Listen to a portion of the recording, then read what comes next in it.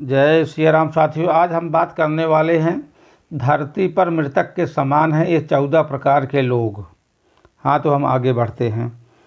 गोस्वामी तुलसीदास कृत महाकाव्य श्री रामचरितमानस के लंका कांड में बालपुत्र अंगद रावण की सभा में रावण को सीख देते हुए बताते हैं कौन से ऐसे 14 दुर्गुण हैं जिसके होने से मनुष्य मृतक के समान माना जाता है। हो सकता है कि आप भी इन 14 प्रकार के लोगों में कोई एक हो। आओ जानते हैं कि इस चौपाई में ऐसे कौन से 14 दुर्गुण बताए गए हैं जिसमें से एक भी के भीतर होने पर वह मृतक के समान हो जाता है। कौल काम बस कृपिन विमूढ़ा अति दरिद्र अजसी अति बूढ़ा सदा रोग बस संतत क्रोधी विष्णु विमुख सुत संत विरोधी तनु पोषक निंदक अगखानी जीवत 114 प्राणी। पहला मृतक व्यक्ति वाम मार्गी कौल। इसे उस दौर में कौल कहा जाता था। कौल मार्ग अर्थात तांत्रिकों का मार्ग। कापालिक संप्रदाय के लोग भी इससे जुड़े थे। जादू तंत्र मंत्र और टोने टोटके में विश्वास करने वाले भी कौल हो सकते हैं। हालांकि इसके अर्थ और भी विस्तृत किया जा सकता है। आजकल वामपंथी विचारधारा के लोग जो कर रहे हैं वह कौल ही है। कौल या वाम का अर्थ यह है कि जो व्यक्ति पूरी दुनिया से उल्टा चले, जो संसार की हर बात के पीछे नकारात्मकता खोज ले और जो नियमों परंपराओं और लोक व्यवहार का घोर विरोधी हो, वह वाम मार्गी है। ऐसा काम करने वाले लोग समाज को दूषित ही करते हैं। यह लोग उसे मुर्दे के समान हैं जिस संपर्क में आने पर कोई भी मुर्दा बन जाता है। वामपंथ देश और समाज के लिए घातक है। दूसरा मृतक व्यक्ति कामुक। चौपाई में काम बस लिखा है। काम का अर्थ भोग और संभोग दोनों से ही होता है। बहुत से लोगों के लिए उनकी ज़िंदगी में सेक्स ही महत्वपूर्ण होता है। कहते हैं कि अत्यंत भोगी, विलासी और काम वासना में लिप्त रहने वाला व्यक्ति धीरे धीरे मौत के मुंह में स्वतः ही चला जाता है। ऐसे व्यक्ति वक्त के पहले ही वह बूढ़ा हो जाता है। उसे हर तरह के रोग या शोक घेर लेते हैं। ऐसे व्यक्ति के मन की इच्छाएं कभी पूर्ण नहीं होती। वह कुतर्की भी होता है जिसके मन की इच्छाएं कभी खत्म नहीं होती हैं। जो प्राणी सिर्फ अपनी इच्छाओं के अधीन होकर जीता है वह अमृत समान है। तीसरा मृतक व्यक्ति कृपण। चौपाई में कृपिण शब्द का उपयोग किएगा जिसे हिंदी में कृपण कहते हैं। कृपण को प्रचलित शब्दों में कंजूस कह सकते हैं, लेकिन कृपण तो महाकंजूस होता है। चमड़ी चली जाए लेकिन दमड़ी नहीं देगा वाली कहावत को चरितार्थ करता है। ऐसे व्यक्ति द्वारा अर्जित धन का उपयोग ना तो वह कर पाता है ना ही उसका परिवार। अति कंजूस व्यक्ति को मृतक के समान माना गया। ऐसा व्यक्ति धर्म कर्म के कार्य करने में, आर्थिक रूप से किसी कल्याण कार्य के लिए दान देने में, उसे हिस्सा लेने से बचता है। चौथे तरह का मृतक व्यक्ति विमूढ़। चौपाई में विमूढ़ा लिखा है। विमूढ़ को अंग्रेजी में कन्फ्यूज व्यक्ति कहते हैं। इसे भ्रमित बुद्धि का व्यक्ति भी कह सकते हैं। इसे गलत फहमी में जीने वाला और अपने विचारों पर दृढ़ नहीं रहने वाला व्यक्ति भी कह सकते हैं। कुल मिलाकर ऐसा व्यक्ति मूढ़ और मूर्ख होता है। ऐसा व्यक्ति खुद कभी निर्णय नहीं लेता। उसकी ज़िंदगी के हर फैसले कोई दूसरा ही करता है। अब सोचिए, हर काम को समझने या निर्णय को लेने में किसी अन्य पर आश्रित रहने वाला व्यक्ति को मृतक समान ही तो मानेंगे। ऐसे ही लोग ईश्वर चमत्कार दिखाने वाले ढोंगी लोगों के यहाँ शरण लिए हुए होते हैं। पांचवा मृतक व्यक्ति अति दरिद्र। इस दरिद्र शब्द का अर्थ गरीब या निर्धन नहीं होता है। यदि आपके घर में कचरा फैला, सामान अस्त व्यस्त बिखरा हुआ है तो लोग कहते हैं कि क्या दरिद्रता फैला रखी है। दरिद्रता का संबंध गंदगी से है। स्वच्छता से दरिद्रता का नाश होता है। आप कितने भी गरीब हों लेकिन स्वच्छ रहेंगे तो धनवान बनने के लिए रास्ते खुलते जाएंगे। दरिद्रता एक रोग के समान है। महात्मा गांधी जी ने दरिद्रों को नारायण कहकर सम्मानित किया और इस रोग को और बढ़ावा दिया कि यदि हम जिस पर ध्यान देंगे वही चीज़ ज़्यादा विकसित होगी। दरिद्रता का सम्मान करने से दरिद्रता पोषित होती है। गरीबों की गरीबी दूर करने के हर उपाय उस व्यक्ति उसके समाज और उसकी सरकार को करना चाहिए। समाज में कोई व्यक्ति दीनहीन, दुखी या दरिद्र है तो उसकी जिम्मेदारी सभी की बनती है कि गरीबों को अमीर बनाने का लक्ष्य होना चाहिए। और यह तभी होगा जब हम दरिद्र से घृणा करने लगेंगे। दरिद्र से नहीं, दरिद्रता से घृणा करना जरूरी है। बहुत से शायर या साहित्यकार या भक्त लोग फकीरी जीवन को सम्मान देते हैं। यही कारण है कि हमारा देश अमीर होने के बावजूद दीनहीन बन गया। दरिद्रता कई प्रकार की होती है, कोई धन से, कोई आत्मविश्वास से, कोई साहस से, कोई सम्मान से और कोई ज्ञान से दरिद्र होता है।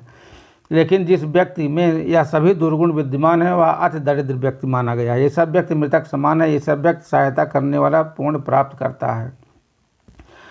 छठा मृतक व्यक्ति अजस। ब्रजमंडल में यश को जस कहा जाता है।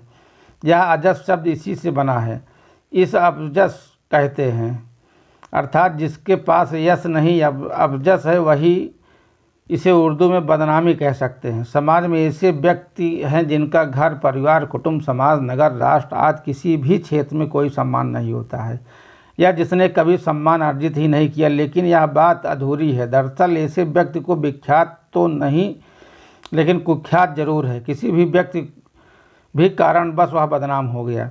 बुराई से भी बुरी होती है बदनामी। समझदार व्यक्ति हर प्रकार का नुकसान उठाने के लिए तैयार रहता है बदनामी से बचने के लिए। बदनामी से सब कुछ नष्ट हो जाता है। बदनाम व्यक्ति भी मृतक व्यक्ति के समान होता है। सातवां मृतक व्यक्ति अति बूढ़ा। अत्यंत वृद्ध व्यक्ति भी मृतक समान होता है, क्योंकि वह अन्य लोगों पर आश्रित हो जाता है। यदि आपका शरीर और बुद्धि दोनों ही काम करना बंद कर दिया है फिर भी आप जिंदा हैं, तो इसे जीने का क्या मतलब। ऐसे अति बूढ़े के बारे में ही परिजन ही उनकी मृत्यु की कामना करने लगते हैं। उनमें से कुछ कहते हैं कि हम चाहते हैं कि उनको कष्टों से छुटकारा मिल जाए, इसलिए हम ऐसी कामना करते हैं। हालांकि कुछ लोगों के अनुसार वह खुद ही इस तरह के बूढ़े व्यक्ति से छुटकारा पाना चाहते हैं जिसकी सेवा में वह दिन रात लगे हुए हैं। हो सकता है घर के कुछ सदस्य ऐसा नहीं सोचते हों, लेकिन क्या यह जिंदगी सही है। आठवां मृतक व्यक्ति सदा रोगग्रस्त। घर में कोई ऐसा व्यक्ति हो सकता है जो किसी न किसी रोग से हमेशा ग्रस्त ही रहता है, गोलियों का ही सहारा हो। निरंतर रोगग्रस्त रहने वाला व्यक्ति को भी मृतक समान ही माना गया है। ऐसे व्यक्ति का मन हमेशा विचलित रहता है, नकारात्मकता उस पर हावी रहती है। हमेशा नकारात्मक सोचे रहने से उसके स्वस्थ होने में रुकावट पैदा होती है। ऐसा व्यक्ति खुद ही मरने की सोचने लगता है, जो कि गलत है। इस तरह की सोच से वह जीवित होते हुए भी स्वस्थ जीवन के आनंद से वंचित रह जाता है। ऐसे व्यक्ति को चाहिए कि वह अपने आहार में बदलाव करें, नियमित योग और नियमित ध्यान करें और निश्चित ही वह 1 वर्ष में पूर्ण स्वस्थ हो सकता है। नौवां मृतक व्यक्ति संतत क्रोधी। के निरंतर क्रोध में रहने वाला व्यक्ति को तुलसीदास जी ने संतत क्रोधी कहा है, और हर छोटी बड़ी बात पर जिसे क्रोध आ जाए वह मृतक के समान ही है। क्रोधी व्यक्ति अपने मन और बुद्धि को दोनों पर ही नियंत्रण नहीं रहता। जिस व्यक्ति का अपने मन और बुद्धि पर नियंत्रण न हो वह जीवित होकर भी मृतक समान है। ऐसा व्यक्ति खुद न का भला कर पाता और न ही परिवार का। उसका परिवार उससे हमेशा त्रस्त रहता है, सभी उससे दूर रहना पसंद करते हैं। 10वां मृतक व्यक्ति विष्णु विमुख। इसका अर्थ है कि भगवान विष्णु के प्रति प्रीत नहीं रखने वाला, अस्नेही या विरोधी। इसे ईश्वर विरोधी भी कहा गया। ऐसे परमात्मा विरोधी व्यक्ति मृतक के समान है। ऐसे अज्ञानी लोग मानते हैं कोई परम तत्व है ही है। जब परम तत्व है ही नहीं तो यह संसार स्वयं ही चलायमान है। हम ही हमारे भाग्य के निर्माता हैं, हम ही संसार चला रहे हैं, हम जो करते हैं वही होता है। विद्या से ग्रस्त ऐसे ईश्वर विरोधी लोग मृतक के समान हैं, जो बगैर किसी आधार और तर्क के ईश्वर को नहीं मानते। उन्होंने ईश्वर के ही नहीं होने का कुतर्क एकत्रित कर लिए। 11वां मृतक व्यक्ति श्रुति और संत विरोधी। वेदों को श्रुति कहा गया है और स्मृतियाँ, रामायण, पुराण आदि स्मृति कहा गया है। श्रुति ही हिंदू धर्म का एकमात्र धर्म ग्रंथ है। यहाँ तुलसीदास जी कह रहे हैं कि श्रुत विरोधी अर्थात वेद विरोधी धरती पर मृतक के समान है। वेद का अर्थ होता है ज्ञान। इस वेद का शब्द से ही वेदना शब्द बना है, जिसे ज्ञान की पीड़ा माना जाता है। वेद का अर्थ जांचा परखा और जाना गया ज्ञान है। वेद का अर्थ देखा और प्रत्यक्ष सुना गया ज्ञान है। परमात्मा ने 4 ऋषियों को यह ज्ञान सुनाया। ये 4 ऋषि अग्नि, वायु, अंगिरा और आदित्य हैं। संत विरोधी बहुत से संत आजकल स्वयंभू संत हैं। हिंदू संत धारा से संत तो 13 अखाड़े और 10 नामी संप्रदाय के दीक्षित होकर ही संत बनते हैं। ऐसे में संत की परिभाषा को समझना जरूरी है। संत का विरोधी भी इस धरती पर मृतक समान है। स्वयंभू भी संत हो सकता है और दीक्षित व्यक्ति भी, जिसने वैदिक या नियमों का पालन किया, ध्यान किया, क्रिया प्राणायाम तप किया, वही संत होता है। इसके अलावा ज्ञान और भक्ति में डूबे हुए लोग भी संत होते हैं। 12वां मृतक व्यक्ति तनुपोषक। तनुपोषक का अर्थ खुद के तन और मन को ही पोषित करने वाला व्यक्ति, खुद के स्वार्थ और आत्मसंतुष्टि के लिए ही जीने वाला व्यक्ति। ऐसे व्यक्ति के मन में किसी भी अन्य के लिए कोई भाव और संवेदना नहीं होती। ये सब व्यक्ति भी मृतक के समान होता है। आप देखें होंगे बहुत से लोग जो खाने पीने, पहनने ओढ़ने, घूमने फिरने में हर बात में सिर्फ यही सोचते हैं कि सारी चीज़ें पहले मुझे मिले, बाकी किसी अन्य को ना मिले। ऐसे लोगों के मन में अपने परिवार, समाज और राष्ट्र के लिए कोई भावना नहीं होती है। यह सभी के लिए अनुपयोगी और मृतक समान है। ये खुद की कमाई को खुद भी खर्च तो करेंगे ही, दूसरों की कमाई का भी खाने की आस रखेंगे। 13वां मृतक व्यक्ति निंदक। हालांकि कबीरदास जी ने कहा है, निंदक नियरे राखी आंगन कुटी छवा, बिन पानी साबुन बिना निर्मल करे सुभा। लेकिन तुलसीदास जी यहाँ जिस निंदक व्यक्ति की बात कर रहे हैं वह धरा पे अलग किस्म का है। कई ऐसे लोग होते हैं जिनका काम ही निंदा करना होता है। उन्हें इससे मतलब नहीं रहता कि क्या अच्छा है क्या बुरा है। उन्हें तो दूसरों में कमियां ही नज़र आती हैं। कट आलोचना करना ही उनका धर्म है। ऐसे लोग किसी अच्छे काम की आलोचना करने से नहीं चूकते। ऐसा व्यक्ति जो किसी के पास भी बैठे तो सिर्फ किसी न किसी की बुराई करे, ऐसे लोगों से बचकर रहें।